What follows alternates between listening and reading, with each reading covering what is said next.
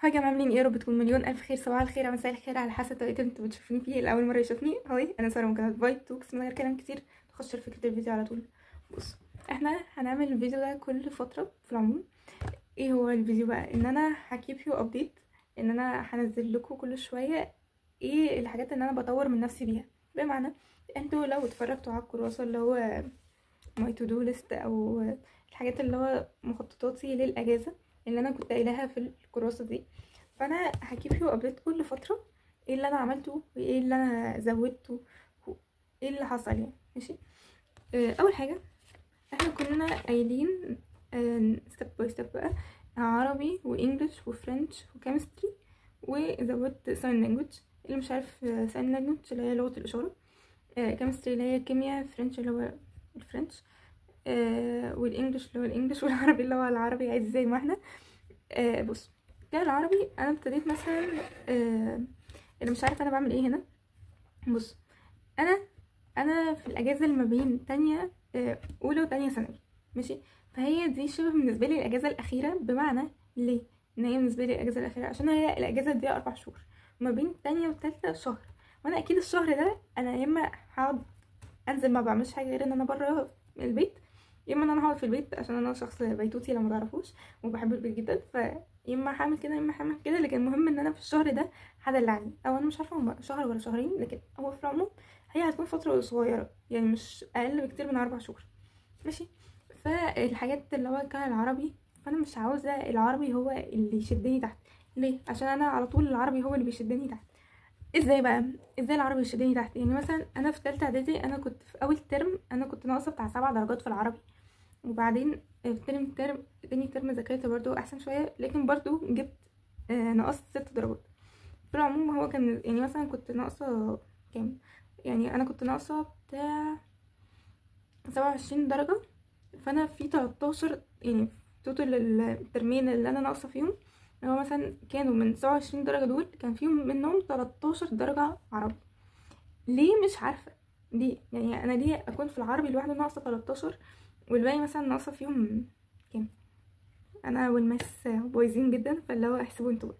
فان هو بجد يعني تخيلوا ان هو الباقي دول اللي هو، استنوا احسب. لو قلنا شلنا من 27 13 يعني شلنا 2 و10 15، يعني بتاع 14 درجة مثلا. صح 13 درجة منهم في العربي ناقصاهم، و14 درجة في بقية المواد. اللي هو بجد بقية المواد كتيرة، اللي هو مش كتيرة لكن يعني كتيرة. لو مثلا بالنسبة ان عربي مادة واحدة ناقصة فيها 13، وان مثلا الماس والساينس والدراسات ومش عارفة، فكروا معايا وحطوا يعني معايا، والانجليش الاوليفل، و حاسة ان المواد وقعت مني فجأة. في العموم ان هو المواد دول حتى لو كانوا 4 بس، فهم الأربعة دول ناقصه فيهم 14 والعربي لوحده 13. فبالنسبه لي ان هو اللي بيشدني لتحت. فاحنا محتاجين اتحسن في تكونوا مشاركين معايا في مرحلتي مع العربي دي، ان انا بجد محتاجه اتحسن فيها. وبالنسبه لنا انا كمان ان انا في اولى ثانوي انا ناقصه في اول ترم 13 درجه في العربي، وتاني ترم ناقصه 10 درجات. فهي بجد توتال الدرجات دي تخوف. بمعنى مثلا انا في اولى ثانوي ناقصه 13 و10، يعني مثلا في السنه كلها ناقصه 23 درجه. تخيلوا ال 23 درجه دي مثلا انا ناقصها في الاخر. انا ممكن اعيط منكم عادي جدا. هو كده كده ماشي، احنا متفقين ان العربي كلنا دي اكتر ماده احنا بننقص فيها، لكن مش عايزه ان انا انقص فيها لدرجه ان انا مجموعي يتشفت لتحت، ماشي. انا بوفر ثينك جدا في المستقبل، فدونت وري. مع اني عارفه ان احنا ممكن عادي جدا اموت بكره عادي جدا، لكن يعني اخد احتياطاتي. انا بحب اخد احتياطاتي. انا اصلا حتى لو ذاكرت عربي مثلا اللي هو في العموم العربي اللي انا هذاكره هو النحو. اكيد لو مش واخدين بالكم، عشان هو النحو اكتر حاجه كلنا بنقص فيها. ف انا بذاكر دروس النحو من اللي هي بتاعت تالتة ثانوي، لكن انا لغايه دلوقتي اصلا ما ذاكرتش غير درس واحد مثلا اللي هو بتاع فعل مش فاكره، اللي هو فعل ماضي، اللي هو امتى مبني امتى معرب، حاجات كده، اللي هو امتى مرفوع بالضمه او مجرور او مكسور. فهو الحاجات دي اللي هو حاجات سهله، هي بجد ما خدتش مني وقت. يعني هو اصلا كان في فيديو مدرس عامله ساعه لامم فيهم 3 دروس، اللي هو ده مدرس كده وقت. غير ان هو انا بس عاوزه مكان اكون لما فيه كل الدروس، ان انا كده كده هكون نسيتهم، لكن اللي هو لما اجي ابص الاقي اللي هو كده ورا بعض، اللي هو على الاقل يكون عندي باك جراوند ممكن ينفعني على فكره في تانية ثانوي، يعني اللي هو ليه ما ينفعنيش. بس الانجليش انا ابتديت لو متعرفوش كورس انجليش و ماشيه فيه. بس ان انا عملت ايه، جبت كراسه المدرسه مش هوريها لكم عشان متعرفوش انا مدرسه ايه، يعني قايله لكم مثلا بتاع 200 مره.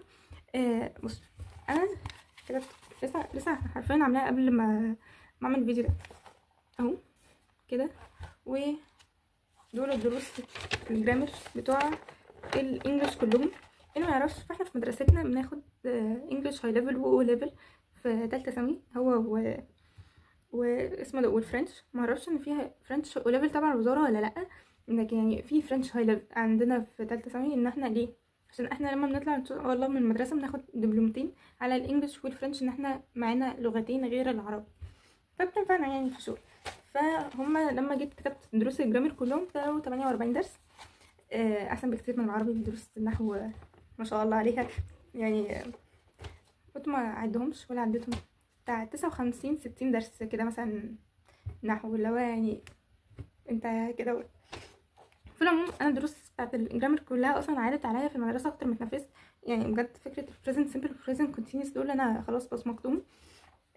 فهم 48. انا خلصت ده لسن النهارده، فانا كده فاضل لي 47.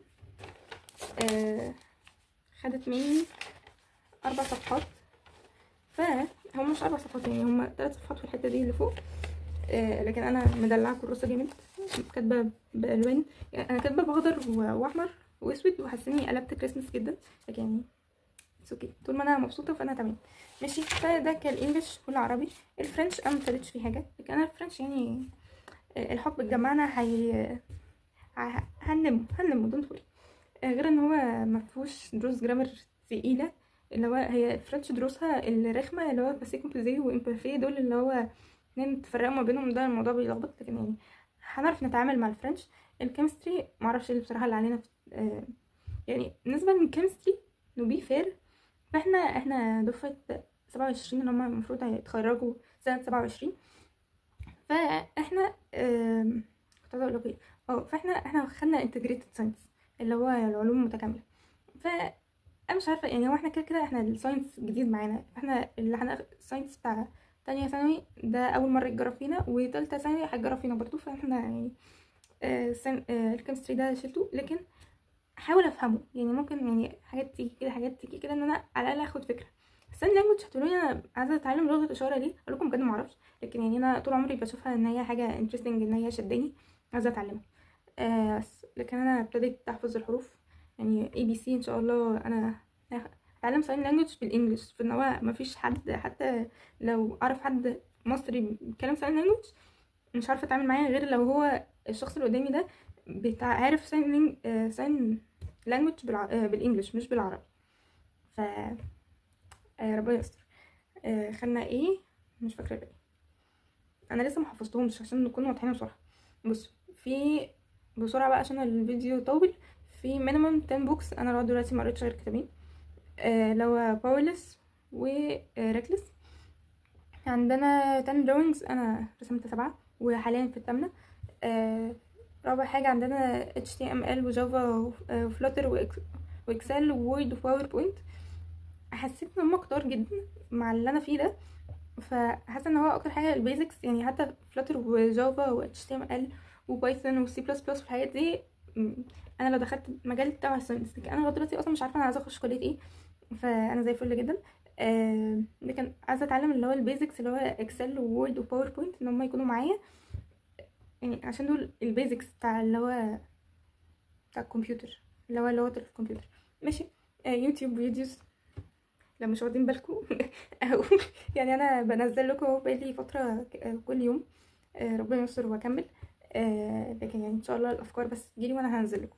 عندنا ايه تاني؟ عندنا رايت نوفل. انا مش عارفه ايه اللي انا كنت بفكر في ايه وانا بكتب الحاجات دي، لكن يعني حصل خير. رايت نوفل انا جات لي فكره، كنت كاتباها في ورقه ومطبقاها وحطاها في المحفظه عندي، لكن يعني لسه ان شاء الله لما اقرر يكون عندي وقت فاضي بس اقعد واكتب ان شاء الله في قصه، وابقى انزلها لكم PDF في اللي احنا فيه ده. ماشي. عندنا ايه تاني؟ عندنا ريد انجلش وارابيك بومز. بومز يعني اشعار. ليه؟ عشان انا البلاغه بتاعتي رايحه في داهيه برضو. ان انا ما بفهمش هما بيتكلموا بيقولوا ايه، بمعنى ان هو احنا بيجي لنا بيت شعر، فانا بيت الشعر ده ان انا افهم منه كلمه ما بفهمش. لان انا بالنسبه لي دلوقتي البلاغه اصعب من النحو، فان احنا ان شاء الله هنتلم في العربي ده، عشان هو كل شويه احاول اظبط من حته تبص حته تانية، فان هو يا جماعه الموضوع بيجنني. ماشي. ده العربي. كانجلش بومز ليه؟ مش عارفه بجد، مش عارفه. انا مش عارفه انا كنت بكتب ليه ده، لكن يعني حصل خير. لكن انا بحب البومز في العموم، ان انا اقراها افهمها تديني الفايب اللي هو جميل ده بس. لكن ان انا اقعد افهمها عشان دراستي، لا شكرا بجد لا. لكن يعني لازم نتحسن في البلاغه، عشان احنا اكتر من كده انا في العربي بعمل كده بنسهم النازل قاعد ينزل ينزل ينزل بيا، عشان هو بجد ما فيش حاجه في العربي تاني غير الادب. كلنا كويسين في الادب الحمد لله، وربنا يستر ما يفاجئناش في الاخر. والقصه وعنترة وعبله سيبوني في حالي بجد، سيبوني في حالي الحمد لله خلصت منهم. لكن يعني حصل خير، كان قصتهم حلوه ان انت تعرفيها مش ان انت تمتحني فيها. عشان انا بجد مش عارفه انا ايه مشكلتي في القصه، لكن انا كنت اجي احل عليها في طول الترم هتلاقيني بغلط، لكن الحمد لله بخش الامتحان بحل صح. ف اصل هو ليه تجيبولي سؤال مباشر وانا متوقعه ان هو سؤال صعباني يعني ليه؟ في العموم عندنا beautiful handwriting اللي هو خطي يكون احلى. انا بحب خطي، فاللي هو يعني احنا ممكن نتغاضى عن الحاجات دي حاليا. بس ان احنا لسه احنا الشبه تقريبا خلصنا اول شهر في الاجازه، فاحنا في الشهر التاني. هو انا النهارده كام؟ مش عارفه. انا مش عارفه النهارده كام، لكن احنا شبه خلصنا اول شهر في الاجازه. فضلنا 3 شهور. 3 شهور ان شاء الله المني فيهم، وبعدين ابقى ابص على خطي. لكن انا في العموم بحب خطي. تكست بوست اون لابتوب، عشان انا طبعا مسابقات طبعا المدرسه وحاجات كده بيحتاجونا نكتب حاجات على اللابتوب، وانا بقعد قرنين ليه؟ عشان انا بستخدم الصباعين دول، وانا لغايه ما بقعد ادور على الحروف في اللابتوب واقعد اعمل كده، بحس اني باخد قرنين والكلام هنا بيجي بسرعه قوي، وهنا مش بيكتبوا بسرعه.